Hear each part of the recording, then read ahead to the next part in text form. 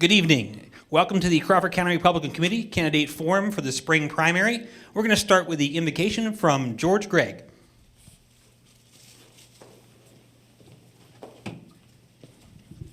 Thank you. Could we all bow our heads, please? Dear Lord and precious Heavenly Father, we thank you for this day. Thank you for each and every day that you have given us. Lord, we ask your blessing upon this event as we get to know our candidates. Help us to make wise decisions and help us to do all that we can to be part of our government. Lord, we ask your blessing upon this meeting, and we just ask that everything that is done and said here be done for your honor and glory. We ask this in Jesus' precious name. Amen. Amen. If you'd all stand for the Pledge of Allegiance with our chairman, Mike Forbes.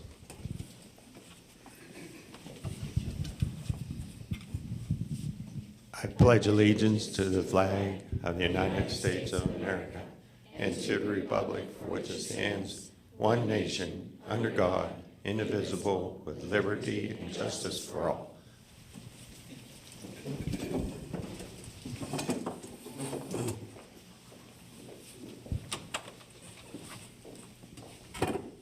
Just a couple of guidelines, if you could. Just try to hold your applause during the actual form itself.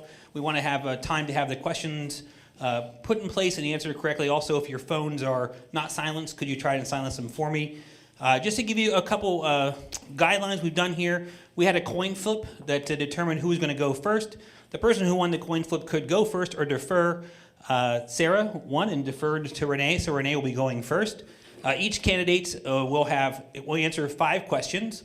There are 7 questions total, so they'll actually choose those 5 questions alternately, and they'll both be answering those questions. At the beginning here, they'll have 2 minutes to introduce themselves, and then 3 minutes for closing. Each candidate also will have a 30-second warning. Dave has a yellow card and a red card to know that their time is expiring, and then the red card when their time has expired. We're going to start with the County Treasurer Forum, and then we're going to go to the MDJ Titusville Forum directly after that. I did say we'd like to introduce the candidates who are actually on the primary ballot as well. Jerry Vetterl is here. He's on the ballot for a 4-year term for the Crawford County School District. And Patty Weatherby, our clerk of courts, is here. She's running again on her campaign. So thank you both for attending. So with that being said, Dave's got the timer ready. I'm going to hand this over to Renee, and she's going to start with a 2-minute introduction. Thank you. Thank you, Commissioner Henry.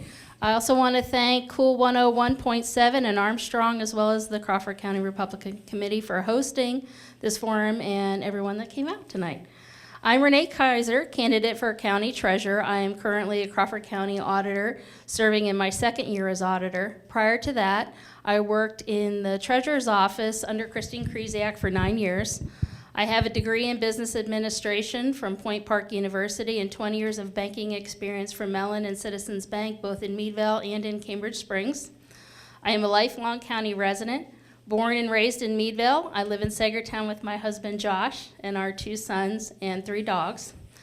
There is a lot to the Treasurer's office. I don't think many people realize that beyond the 50 bank accounts or so that she oversees, there's also hunting and fishing license, dog licenses, small game of chance, hotel bed tax. Current year county real estate taxes from the tax collectors are turned over to the treasurer's office. And in Crawford County, the treasurer is also the director of the Tax Claim Bureau. I want to be your next county treasurer to ensure county costs stay down while guaranteeing the level of service our residents have come to expect is maintained, and I will work hard to build on that level of professionalism with your support on May 20th. Thank you. Thank you, Renee. Okay.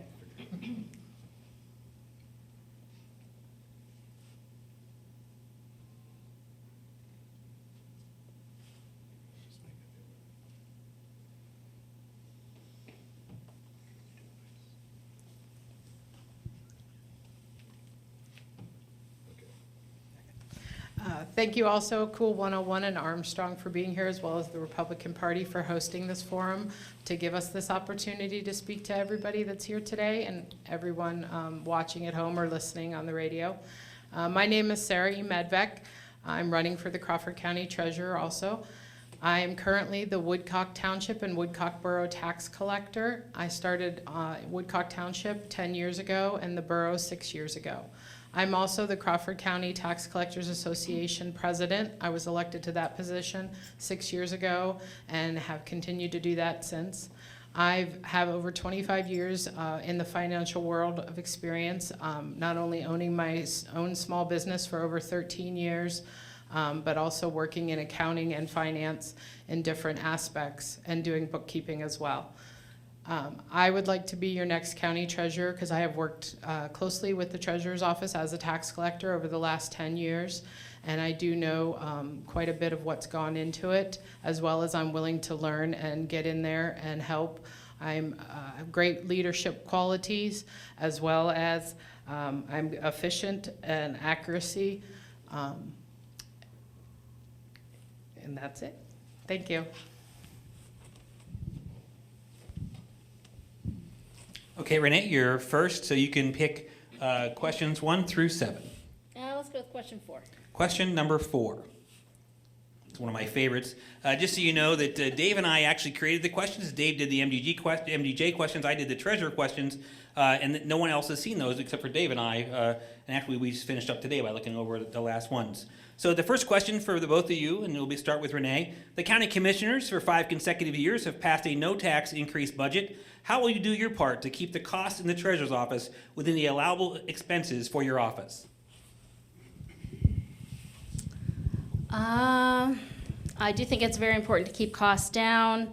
I know just from this campaign and seeing the budgets for the county that postage is a huge expense. I don't know what exactly we could do to keep postage down, and other than also a big part of the treasurer's job on the salary board is to vote against raises, especially anything that might be excessive. I understand that Crawford County employees generally have a little bit of a higher rate than some of our surrounding 6-class counties. So I would be happy to vote no when it's feasible to keep those costs down.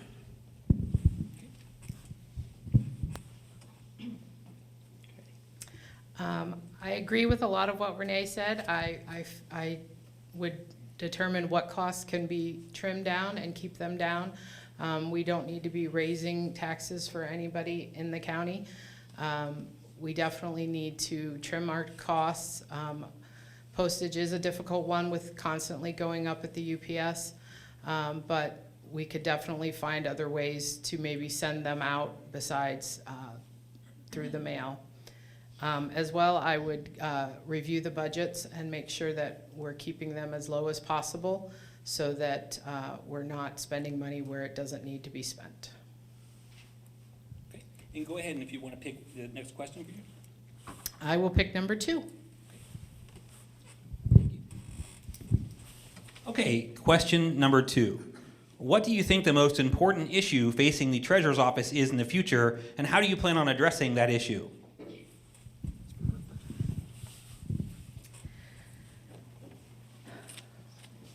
I think the most important issue in the treasurer's office is continuing to keep costs down while continuing to bring in good amounts of revenue. We do tax claim and delinquent taxes, so getting people in there to pay their taxes, as well as investing the money that we can invest properly so that we get good gains and interest back, and maximize that money that we do have that's investable so that we are able to bring in more additional income.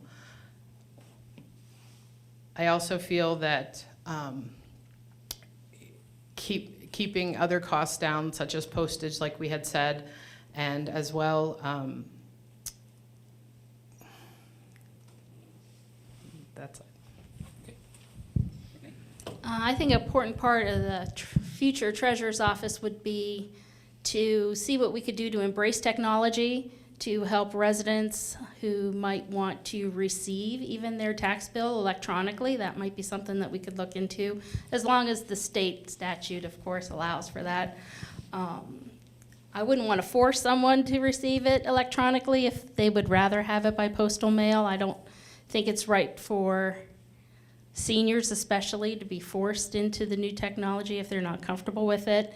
But if the county could keep track of people's emails and receive notifications that way if they would like, it would definitely save on postage. And for a lot of the younger generation, they would prefer things electronically. They would rather pay their taxes online than, like I know many, even my own children don't have checks. They have a checking account, but they don't even own checks. So I think that would be a good way for the county to save money in the future. You want to pick a next one? Oh. Let's go with question number 1. Another excellent question. Why are you the most qualified person to be the next county treasurer? And it starts with me. I think my experience is a great benefit to the residents of Crawford County. I've been in the treasurer's office for 9 years. There's a lot of that office that I have personal experience handling: hotel bed tax, dog licenses, the state account, and my education. A big part of the treasurer's office is helping out with retirement board. You have to be able to read a prospectus and understand it, as well as anyone can read a prospectus and understand it, so that you can help county employees that they can get the return on their retirement money that the best that you could do for them.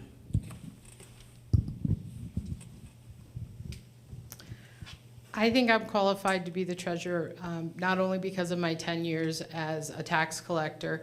I feel like this is the next progression from being a tax collector to treasurer. I know Christine was a tax collector prior to being treasurer, so that is a good progression in your career from tax collector to treasurer. I also believe I have great leadership qualities, efficiency, financial experience. I'm a fast learner. I pick up things very quickly.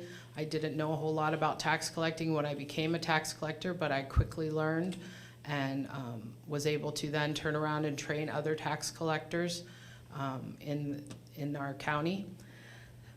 I feel like I'm able to listen to people's concerns and answer them, and if I don't know the answer right away, I can follow up with them. I'm really good with people. I'm a good leader. I'm also really good with technology. I do have a degree in business technology, so I would definitely love to improve the technology in the treasurer's office in any way that I can. You want to pick a number for me? Yeah, I'll pick number 3. Sarah, you're going to like this question. Yeah, I know. Number 3, the county recently purchased new tax collection software for the county and the municipal tax collectors. Do you think the municipal tax collectors should be mandated to use that provided software? Thank you. I do like this I question. figured you would. I do not believe that the tax collector should be mandated to use this software. Each of our over 40 tax collectors are responsible for their own office, and it is their duty to do what is best for their office. They need to collect in the way that is best for them. As long as they're getting in their reports and their monthly checks to the appropriate municipalities such as county, township, and school, we should not dictate to them how they do that job. That is completely up to them. It is wonderful that the county does provide a software to them, but not everybody is comfortable with that software, and they should be able to do what is best for their office, just like I believe as treasurer I would be able to do what's best for the treasurer's office. Thank you.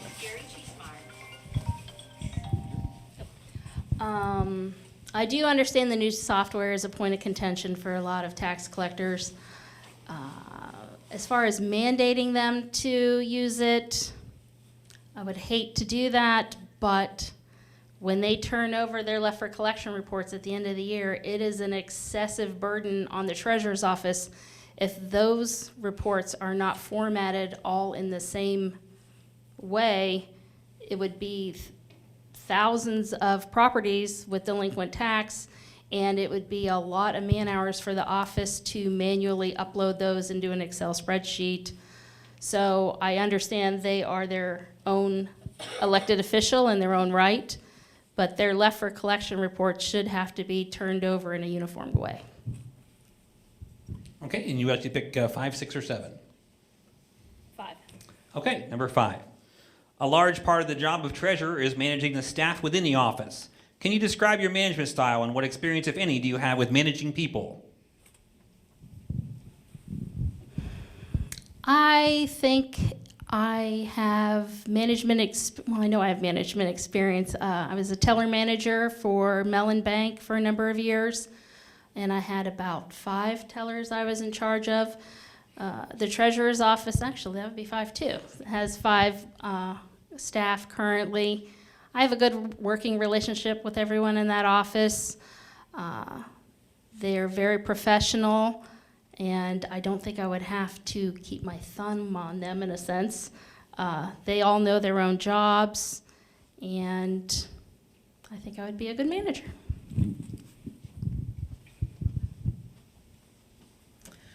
I also believe I would be a good manager. Like I've stated before, I am the president of the Tax Collectors Association. I have multiple tax collectors that call me asking for assistance and guidance in their collecting or their use of software or how to handle maybe a disgruntled taxpayer. So I definitely have leadership skills and managerial skills. When I owned my own business, I had lots of people working for me, and as well as I was managers at other jobs in my past. So I've had plenty of experience managing people, and I would say my style is firm but supportive, and I do believe I've worked with the 5 current ladies that work in the treasurer's office, and they are all very knowledgeable about their positions, and I believe I would be able to step in and work with them quite well. So not to surprise you, but your time has spent very well. You've actually answered quickly. If you're okay with this, we can add 6 and 7. We're still in a lot of time. Are you guys okay with that? Yeah. Let's do. Okay. You can pick 6 or 7. We'll do 7. Okay, number 7. The PA County Code requires the treasurer to serve on the salary board. What process will you use to determine if a requested salary increase is justified or not? So the PA County Code Salary Board, whether an increase is justified or not. I would definitely have to review those statistics, what the person is currently making, what kind of hours and job that requires, as well as what kind of increase they're requesting. Is it exorbitant or is it reasonable? We do have cost of living increases every year. Things are so expensive nowadays, and I believe everyone should have a job that they can earn a living on and, support their family and raise their kids without having to get too many jobs or work, 100 hours a week. So it's definitely, you want to make sure that they're earning a living, but we don't want to be overpaying people, so it would be based on each individual position. I would investigate other 6-class counties in the surrounding area to see what comparable positions pay. And then when you vote on the salary board, you have to also consider most positions have a tier. So if you add to a particular tier, you may have to bump everyone else up in the ascending tiers. And then I think that's all. So the last question for your form will be for you, Renee. The county treasurer also oversees the tax claim bureau. How would you handle a situation where a municipal tax collector has repeatedly failed to provide proper reports to the county for the purpose of tax collection? Whether tax collectors have failed to report? Correct. Is it? I think you would have to just work with them as best you can to try to get them to report on time. If they won't, I believe there is a fine in place if they do not turn over their reports on time. And while we would hate to fine the tax collectors, if they don't do what they're supposed to do when they're supposed to do it, they would have to face those penalties. I also would say to work with the tax collectors. I also think more training is needed for the tax collectors because a lot of people run and and are elected into the position, but really don't get much training on what is needed to be done on a month-to-month basis. And then at the end of the year, what are the reports that need turned in by when? So additional training, I think, is also needed for all the tax collectors so that they can do their job properly. Because all the tax collectors I know want to do their job properly, and they want to do everything efficiently and effectively. So, but without that knowledge, no one could do that. So I would say more training and working more closely with the tax collectors. Okay, Dave, now we're at closing arguments. We have 3 minutes for your closing comments. Again, I'd like to thank everybody for coming out tonight. I'd hope you consider my experience in education when you go to vote on May 20th. And that's all. Thanks for coming out. Thank you. I would like to say, also, I'd like you to vote on May 20th for me based on my experience and education. I feel that the taxpayers want to trust the person that is in charge of the county's finances. I pride myself on efficiency, honesty, integrity, and attention to detail. I am a proven leader, and I'm always here to listen and help with anybody's questions and concerns. I am a person that can have fresh ideas and ever-changing technology, be at the forefront of technology to help improve efficiency, accuracy, and traceability throughout the office of the treasurer. And I believe I am the right choice for Crawford County. Thank you. Okay, that will conclude the treasurer's part of our forum. How about a round of applause for our two candidates? Okay, everybody, we're going to get started here with this one. First, I want to thank Ben and Heather for participating, giving them a chance to get their word out. I also want to thank the audience and Cool and Armstrong for being here. We really appreciate it. A lot of voters don't really know what a district magistrate does or how important that job really is. They're actually the lower court. They handle all criminal cases that go through their district. They handle traffic, small claims court, civil issues, and tenant landlord issues, just to name a few. The thing about judges when they're running for election is they have a lot of rules about what they are and they aren't allowed to do. They're restricted on the degree in which they affiliate with a particular party. They have to run on both tickets. They can't answer questions on how they would rule. They can't make statements about impending court cases or their opinions about them. And they can't make false or misleading statements about their opponent. The following questions are more of a generalized questions. If you could alter these questions for most other political offices. So with that, Ben gets to go first.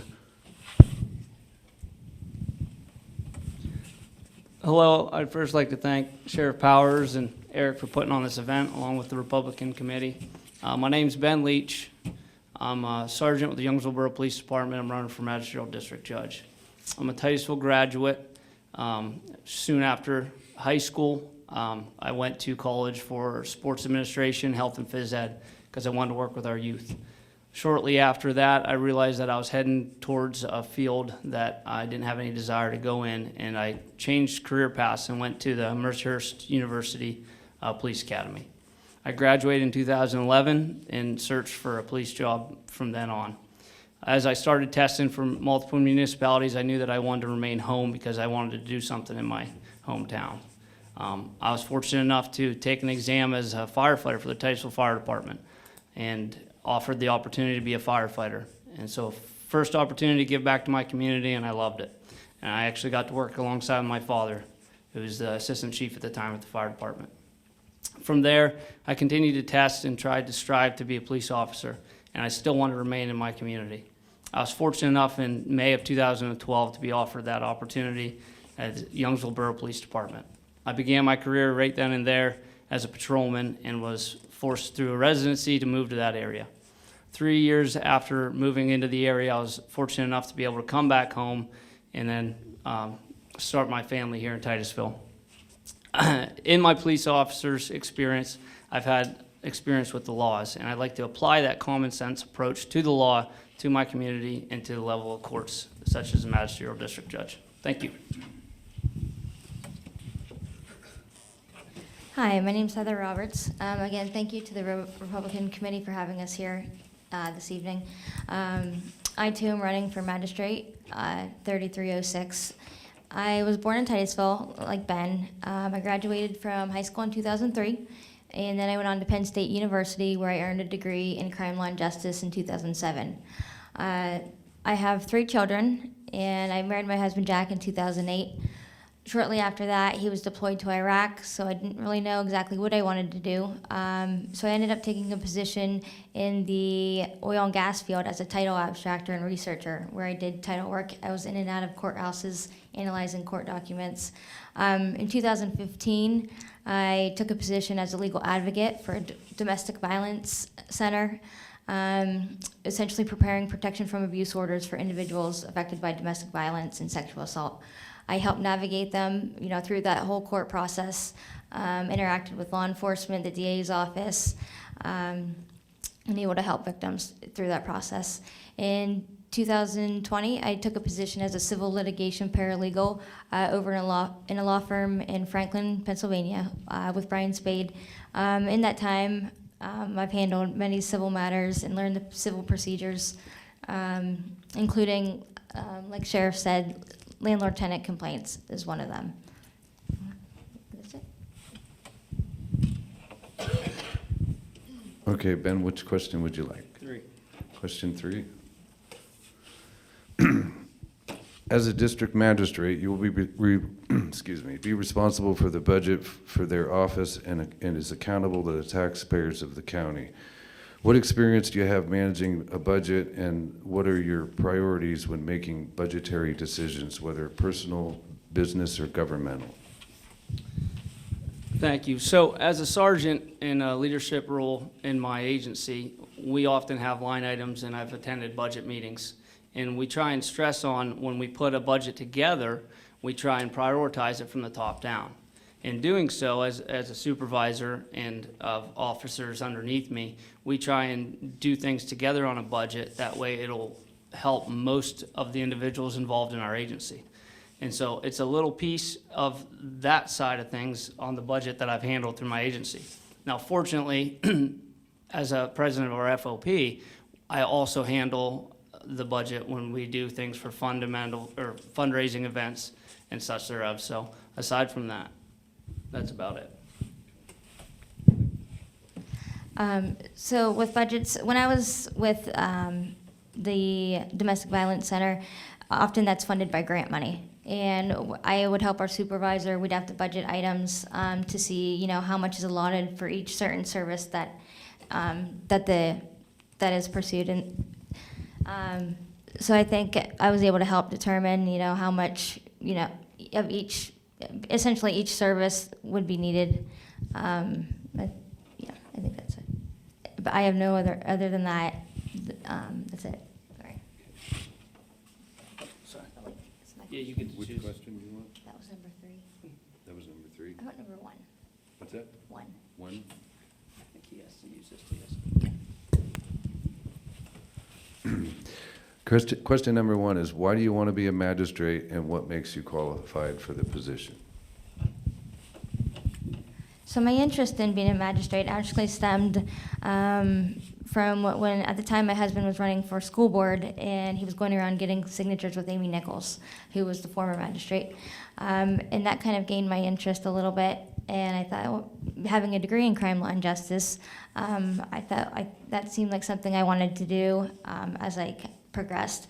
And just my experience with the legal advocacy and the civil litigation, I kind of feel like I have experience on kind of both ends, working with the law enforcement and also working on the other end in a law office in civil litigation. So I think that's kind of helped me kind of be confident enough to be able to do this position. Yeah, so my interest sparks with my experience at that level. So as a police officer, all the paperwork that we conduct or all the business that we conduct initially starts right then at the magistrate level, whether it be summary traffic or non-traffic hearings, whether it be our criminal complaints, our search warrants, all the items that we deal with directly involve the magistrate level. So what sparked my interest is the involvement that I've had at that level. So whether it be testifying or prosecuting cases, testifying as witnesses, or providing cases at that level, and doing so as representing the Commonwealth at that time. So with that, it goes to the experience level on the position. And with experience comes the knowledge of it. And I've been fortunate enough to practice under 7 different magisterial district justices. And therefore, I've had the knowledge and ability to see what different levels of the law and how they apply it differently and how they view it. And that's what brings me my interest in the position. Oh. Which number would you like? 2. 2. Okay, question 2. A district magistrate is not only a judge, but a leader, a supervisor, and a manager. What is your experience with managing people, and how would you describe your management style? So as I said, I'm a sergeant in my police agency. So I have some experience managing police officers underneath me, as well as the president of our Fraternal Order of Police that's made up of 5 different agencies. So with that, I've been able to manage both voluntarily as the Fraternal Order of Police president and as employment-wise. And I would say my style would be to,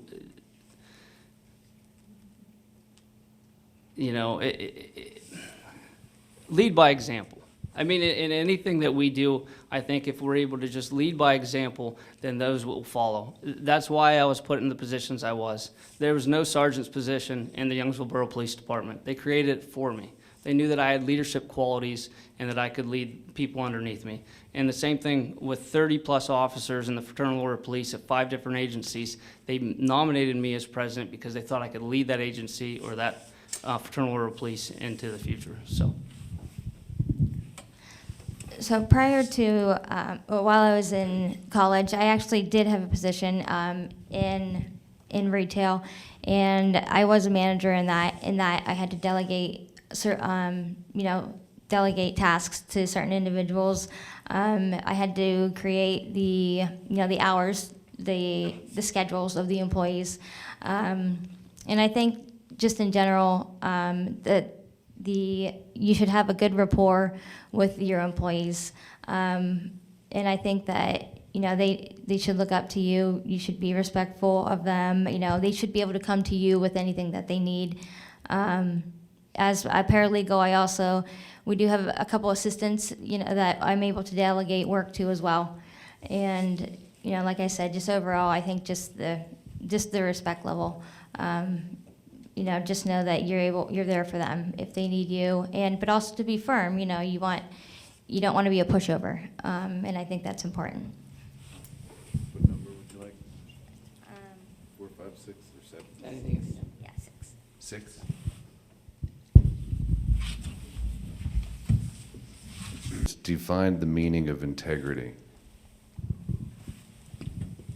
So integrity to me is someone that you can trust, someone that you respect, someone that you know is going to make the right decision. And I think that I possess those qualities. I am a very dependable person. I am an honest person. I think that embodies what integrity means.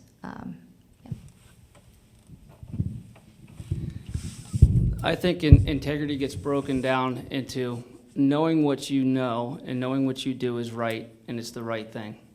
As a magistrate level, we're not going to be coming up with any of the laws. We're not going to be creating law at the magistrate level. So we have to have trust in the laws that are created by the higher courts. And having trust in how to enforce those things as a police officer is what provides me the integrity to do this position. And by knowing what you're doing is right and having faith in that is what provides the highest integrity, I believe. Okay, what number would you like next? 5. 5. Okay, question 5. In general, the average voter does not know much about what a district magistrate does. Can you explain 3 things that a district magistrate does that most people would not know?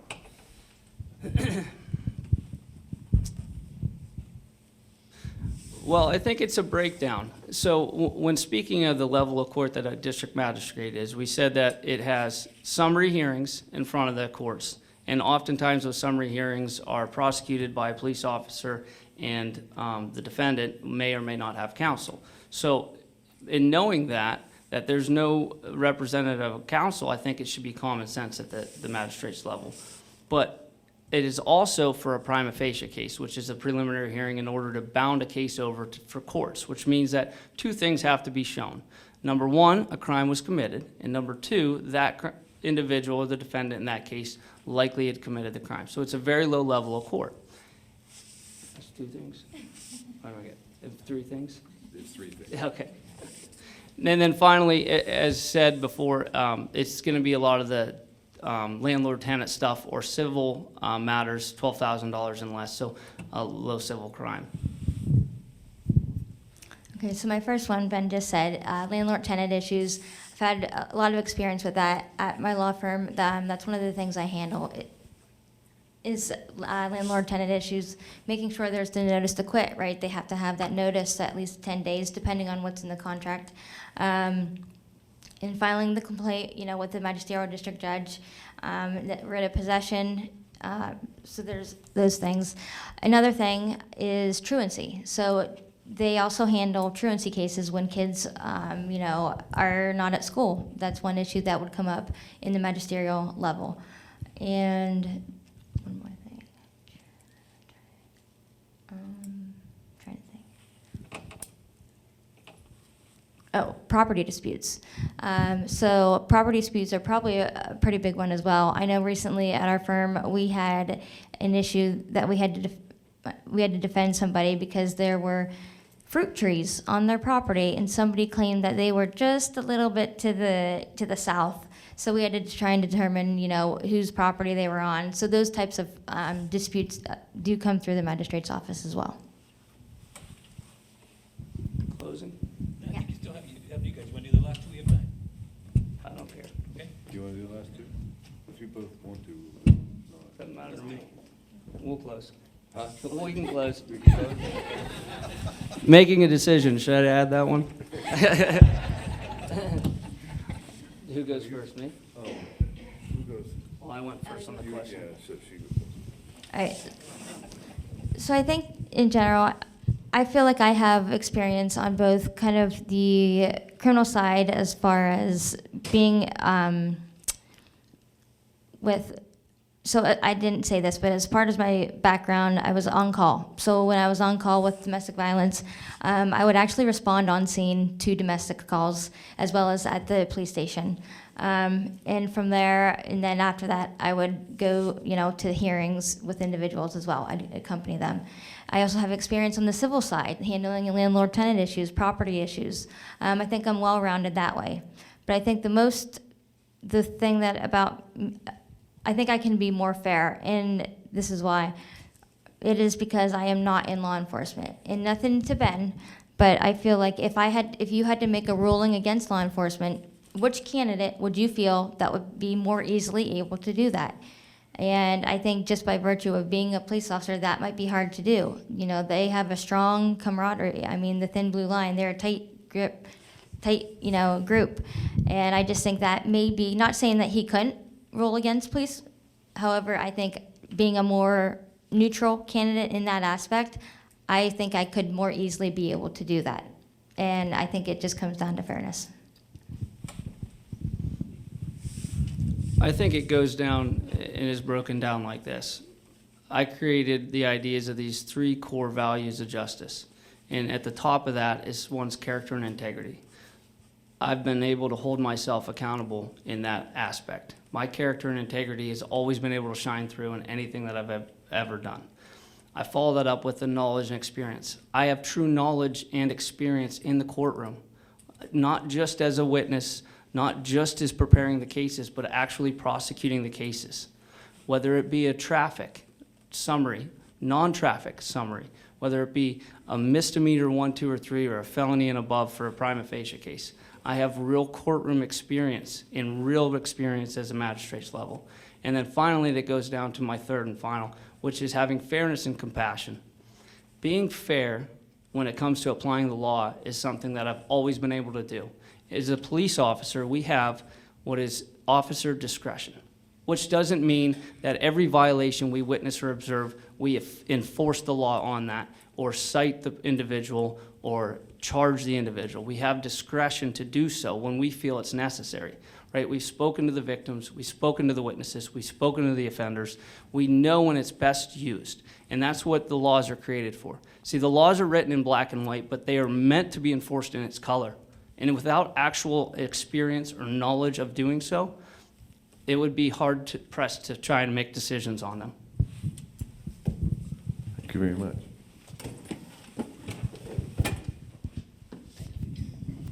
So that ends the MDJ portion. Please give them both a round of applause.